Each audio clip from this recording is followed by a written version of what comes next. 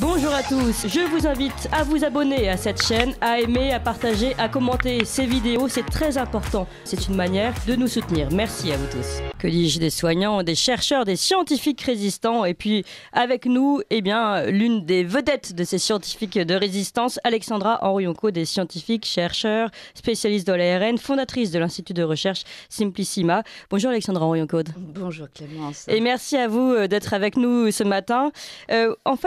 Pour tout vous dire, chers auditeurs, on avait discuté avec Alexandra Henrionco et on se rendait compte qu'il y avait un anniversaire qui était passé, qu'on n'avait pas forcément célébré et qui était pourtant très important, même symboliquement, Alexandra Henrionco. Ah oui, c'est l'anniversaire quasiment de la honte, si je puis dire. C'est l'anniversaire des suspendus, ce mot qui fait tellement mal lorsque vous le prononcez.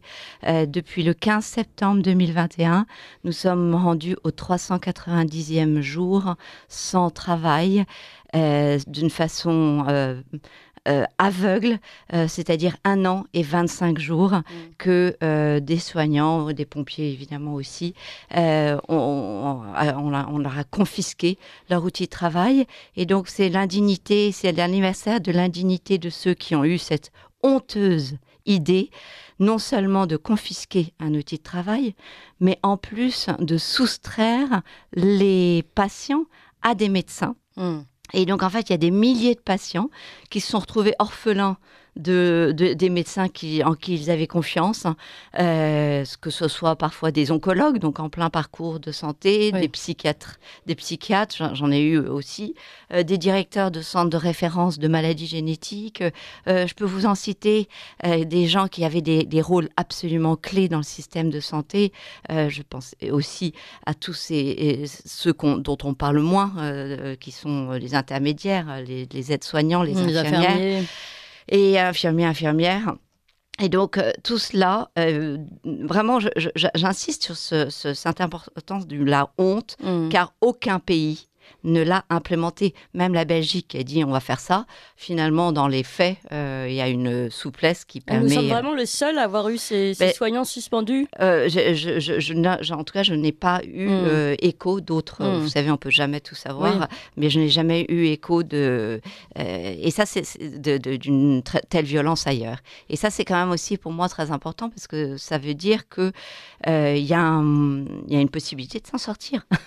Donc, parce que cette indignité, bien, dès lors qu'on dépasse le stade de harcèlement, on arrive à la cruauté gratuite et là, on peut espérer donner, nous, et je crois que c'est le rôle de votre émission, de donner la possibilité à ceux qui nous gouvernent de sortir de cette ornière et de leur dire c'est pas grave. Après tout, il y a une certaine dignité à reconnaître qu'on s'est trompé. Voilà, exactement. Et en plus, je veux dire, ils ont plein d'excuses pour se sortir de ce mauvais pas, simplement en disant que le vaccin n'a pas tenu ses promesses, en citant simplement le PDG de Pfizer. Il n'y a pas besoin d'aller bien loin pour savoir que ce vaccin ne prévient pas l'infection ni la transmission, et qu'il est pourtant commercialisé auprès du public, mais donc ça n'a aucun sens. Donc en fait, s'il restait juste sur du rationnel, il pourrait se dire mais finalement ça va, on peut sortir de là. Il y a quand même on peut citer également le professeur Delfrécy qui a lui-même reconnu que le vaccin finalement n'empêchait pas la contamination, que cette vision de vaccination de masse c'était peut-être une erreur, lui-même l'a reconnu. Oui, et puis si jamais on veut des preuves scientifiques, je peux leur donner le dernier Nature Communication qui fait état alors j'ai les chiffres dans leur alors les patients donc non vaccinés, non contaminés ont propagé la maladie à 28% de leurs contacts contre 32% quand les contacts étaient complètement vaccinés. 28%, évidemment, est un petit peu moindre que 32%. Bon, qu'importe, en tout cas, ça montre bien que ce vaccin n'empêche pas du tout la contamination. Et que quand on est dans un système totalement aberrant, si vous êtes patient, et donc là, j'en appelle aux patients aussi, vous souffrez de je ne sais pas quelle pathologie ou même d'effets indésirables, vous préférez certainement avoir eu un soignant non vacciné qui est en pleine forme qu'un soignant vacciné, covidé, avec fièvre, qu'on force à travailler. Parce que c'est le cas, en fait, actuellement. Donc, est-ce que vous préférez un hôpital en désagrégation ou un hôpital redynamisé par la réintégration des soignants?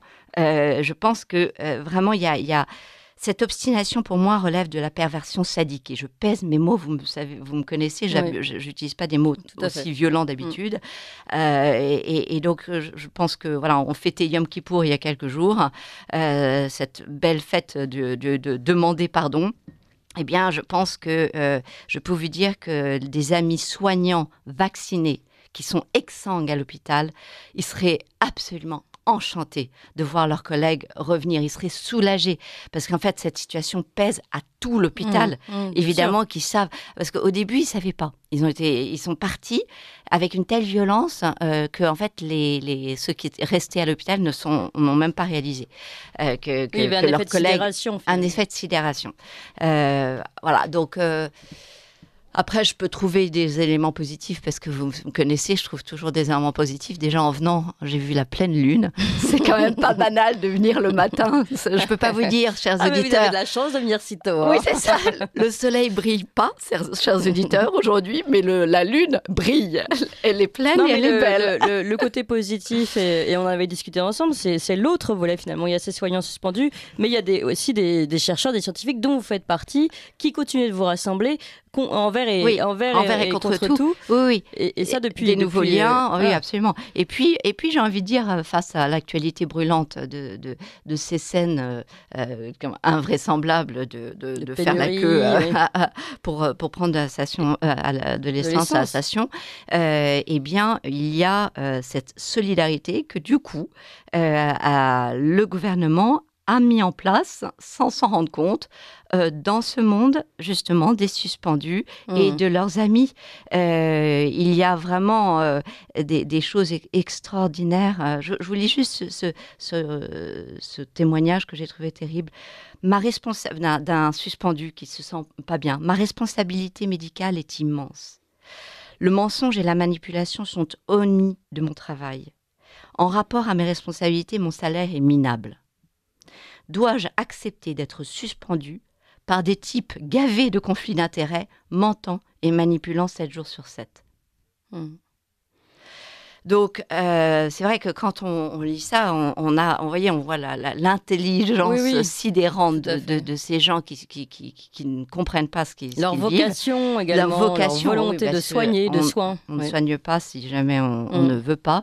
Et donc, tous les mouvements de solidarité, je citerai les essentiels sur les réseaux sociaux, la Bourse de l'emploi et de solidarité, le canal Solidarité Logement pour les suspendus, les réseaux Saint-Antipas, les distributions de nourriture et d'autres biens.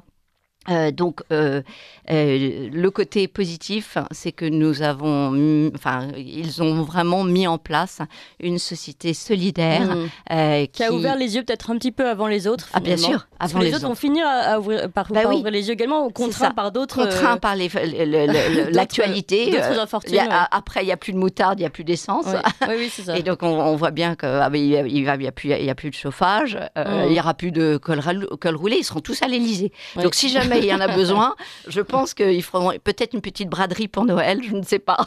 Exactement. Non, mais vous avez cité certains réseaux sociaux. C'est aussi un autre sujet qu'on souhaitait aborder, Alexandre Aroyonkos, c'est que vous-même, d'ailleurs, vous avez été victime de censure sur LinkedIn notamment. LinkedIn qui est pourtant un réseau professionnel, qui n'est pas du tout beaucoup moins, on pourrait croire, subjectif, on pourrait croire, je précise, que Twitter ou Facebook, et qui vous permet, vous, vraiment de travailler. Oui. Alors, aujourd'hui, votre compte a été restauré, c'est ça ? Non. Donc, oui, vous êtes toujours censuré. Comme on dit en anglais, I only wish. J'aimerais bien. Non, alors, dans la censure, c'est assez invraisemblable, tout ce qui m'est arrivé. Le premier niveau où je m'en suis rendu compte, c'est quand j'ai essayé d'ouvrir un compte Facebook. J'ai ouvert un compte Facebook et puis pouf, rentrée ouverte. Ah oui, la porte de sortie est par ici. Alors bon, comme c'était la première fois que j'allais sur Facebook, j'étais un petit peu surprise. C'était normal. Oui, je me suis dit, non mais c'est vrai. En plus, au début, je me suis dit, peut-être que ça arrive à tout le monde. Peut-être que ça arrive à tout le monde. Donc ça a été la première. Et vous n'aviez encore rien publié? Si, trois fois rien. Effectivement, le compte partait à fond, c'est-à-dire en verticalité d'abonnement et de souscription, je sais pas quoi. Enfin, je comprends rien à ces trucs-là.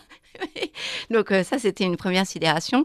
La deuxième sidération, c'est qu'effectivement, ce réseau sur lequel que j'utilise beaucoup, on utilise beaucoup, nous les scientifiques, LinkedIn, répond à des conditions d'utilisation. En fait, c'est GAFA, il répond à des conditions d'utilisation qui ne me semblent pas compatibles avec la législation française pour non-discrimination. Et là, sur LinkedIn, j'ai souffert donc d'abord d'une première discrimination.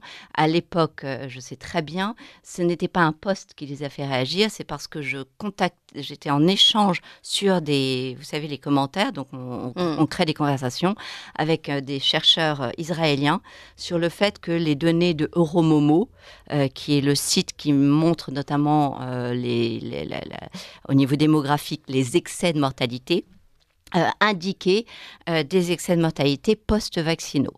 Et du coup, on avait échangé. Et ça a eu un tel effet que non seulement je suis sortie, mais pas que moi, les données d'Euromomo d'Israël, qui existaient sur Euromomo depuis très longtemps, ont disparu aussi pendant plus d'une semaine. Donc c'est incroyable. Ça a été assez sidérant. De façon coordonnée. C'était totalement coordonné. Donc en fait, voilà, pouf, moi mon truc de LinkedIn donc je ne sais pas, voilà, il y a eu une prise de conscience. Probablement que j'ai parlé aux mauvais chercheurs israéliens. Je ne sais pas exactement, ou en tout cas on était surveillés. Je ne pourrais jamais vous dire.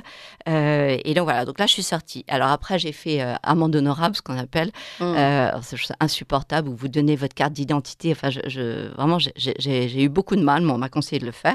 Vous avez dû faire votre profession de foi. Ma profession de foi en faisant un mea culpa. Enfin, c'est très, très humiliant, en disant... C'est très moralisateur. C'est promis, je ne recommencerai plus. Alors, j'ai tellement pu recommencer que ni j'ai posté, ni j'ai commenté.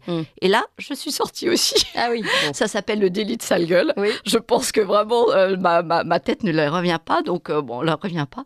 Et donc, je suis à nouveau sortie, ce qui est encore une fois, inimaginable. Je connais personne à qui c'est arrivé, donc je suis très, et surtout, très pénalisée. Rappelons votre statut de grande chercheuse, de grande scientifique, et c'est quand même anormal que vous n'ayez pas le droit. C'est ça, statut de directeur de recherche à l'INSERM, un statut très international parce que avec des prix internationaux, des contacts très, très internationaux, et voilà. Et donc maintenant, aujourd'hui, j'ai plus que Twitter, mais Twitter a récemment banni un de mes collègues, le docteur Peter McCullough, qui avait quand même 512 000 abonnés. Je n'en ai que 107 ou je ne sais pas exactement combien. Alors, je crois que c'est 107 puisqu'il me cape à 107. Je ne peux pas dépasser les 107. et puis là, je crois que c'était dimanche ou samedi, le docteur Joseph Lapado aux États-Unis aussi, MD, PhD, donc ça veut dire médecin et docteur, avec un doctorat qui s'occupe de la santé en Floride au sujet des vaccins. Et qui a pourtant alerté sur un point qui me semble intéressant, c'est alors je vais reprendre, il a déconseillé aux hommes âgés de 18 à 39 ans de recevoir des vaccins ARN messager Covid-19 en raison d'une augmentation de 84% de l'incidence des décès liés au cœur dans les 28 jours suivant la vaccination. C'est assez clair. Oui. Donc, voilà, dans le premier mois qui suit la vaccination, augmentation de 84% des incidences de décès. Donc, et ça, il l'a tiré de ses propres constatations? Alors, je ne sais pas, parce que du coup, je n'ai pas eu accès à... Il a été censuré avant. il est supprimé. Donc, je n'ai plus que Twitter. J'ai aussi Telegram. Mais on voit bien que tout cela, la prochaine étape, c'est la vaporisation, comme disait 1984, George Orwell. Enfin, plutôt George Orwell dans son roman 1984, où il disait que du jour au lendemain, ils disparaissaient. On disait qu'ils étaient vaporisés. Donc, il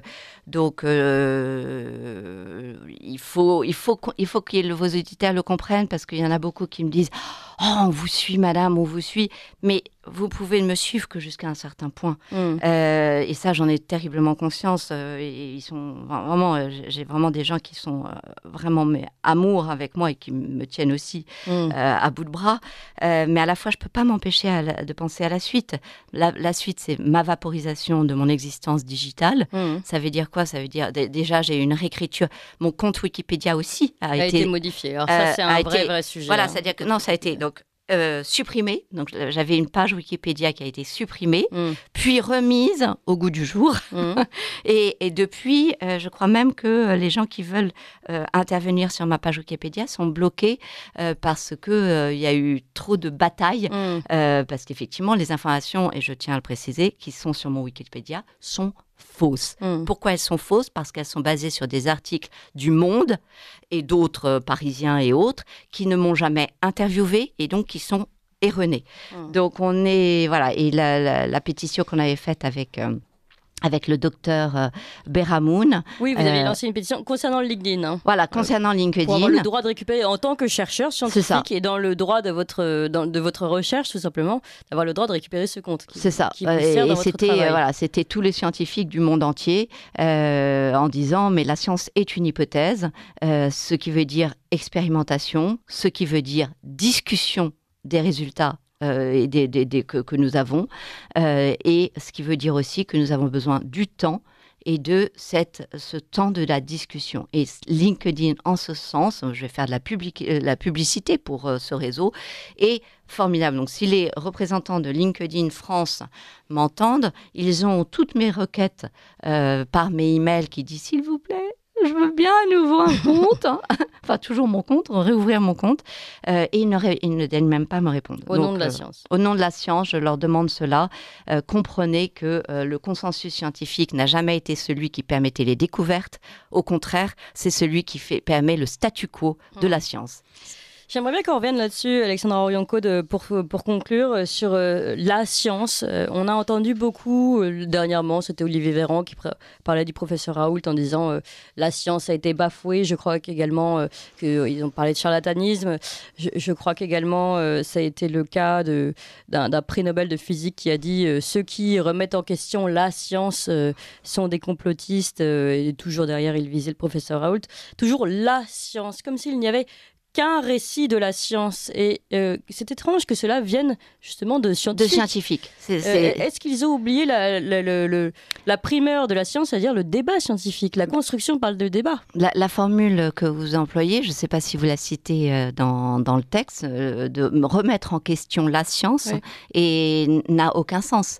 C'est-à-dire qu'on ne peut pas être scientifique et remettre en question la science, qu'on va peut-être même pas remettre en question, mais simplement questionner comme d'habitude. C'est même pas les remettre en question, c'est les donner, les résultats, et on sait depuis longtemps que beaucoup des publications que nous avons publient des choses fausses. Et c'est parce que on a des biais d'observation, on a des biais d'expérimentation. C'est pas uniquement parce qu'on travaille mal, c'est aussi parce qu'on se trompe. Parfois, on est biaisé par des hypothèses qu'on avait fortement en tête. Oui. Et donc, ce que j'aime avec justement l'exercice scientifique, vraiment, mais je l'aime viscéralement, enfin, j'ai dédié ma vie à la science, c'est ce côté humble.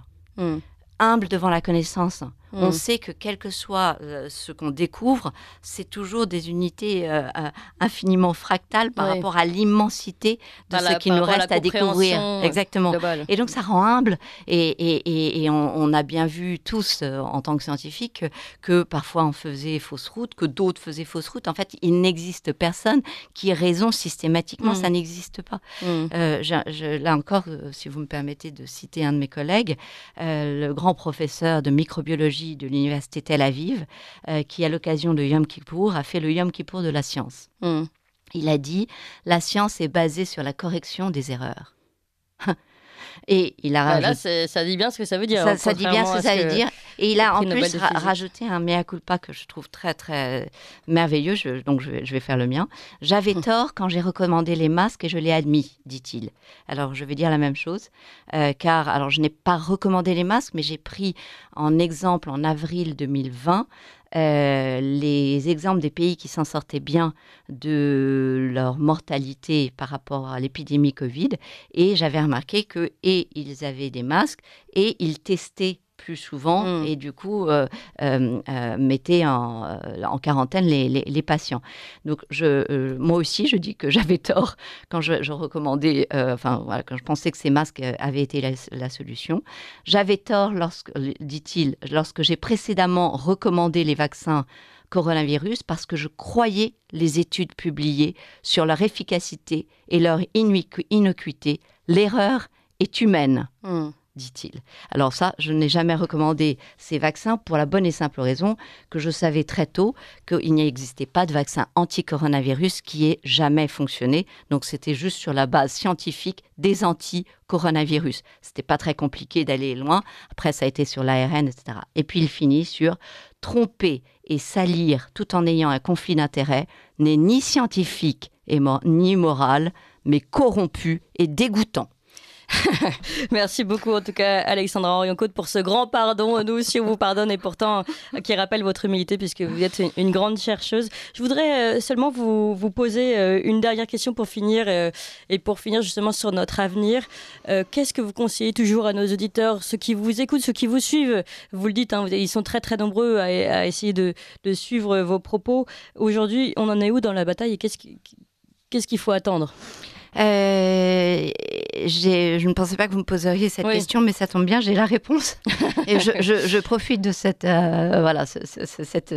interview pour lancer un appel aux personnes de bonne volonté pour que nous structurions un portail digne de ce nom pour toutes les victimes des effets indésirables.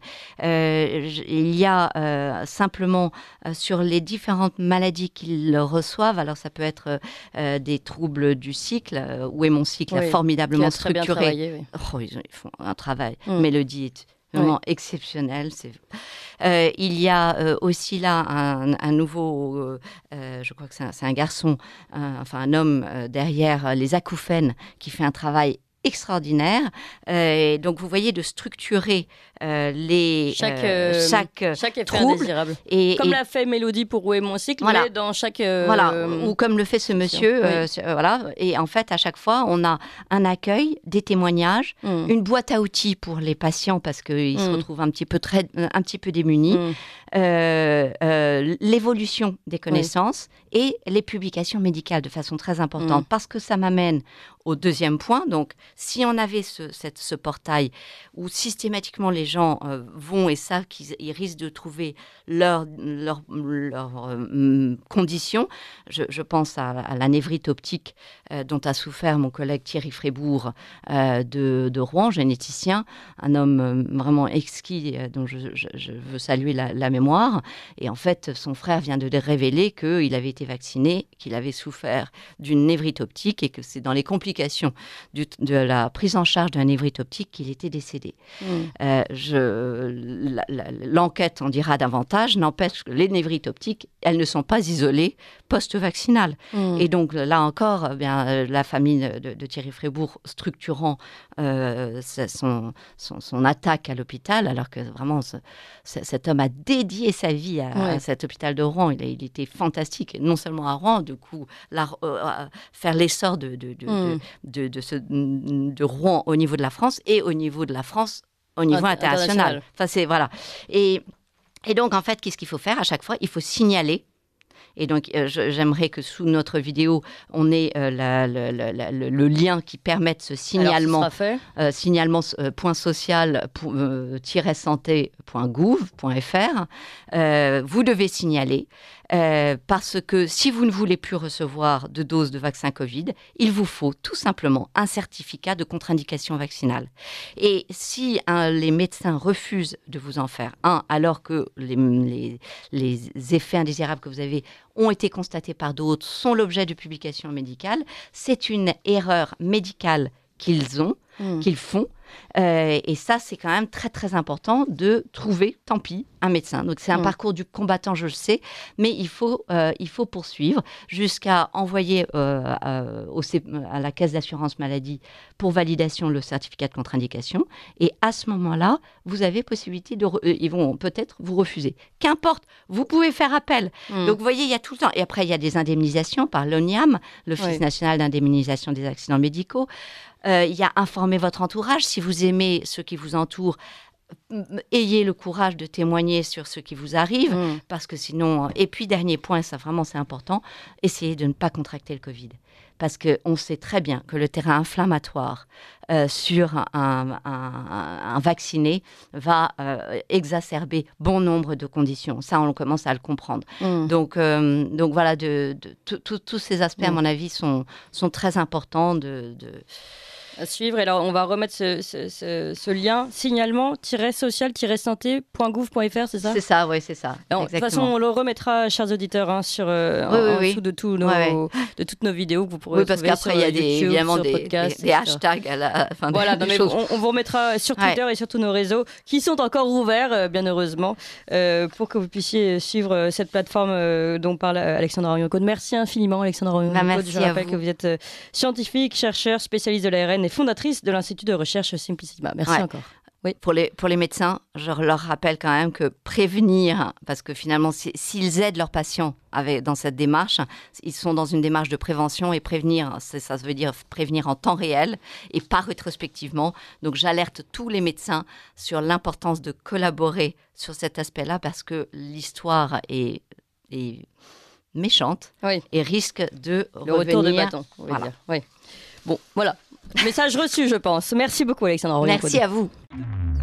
Vous appréciez cette émission? Alors aidez Radio Courtoisie à en produire d'autres en indépendance totale. Rendez-vous sur soutenir.radiocourtoisie.fr. Merci d'avance.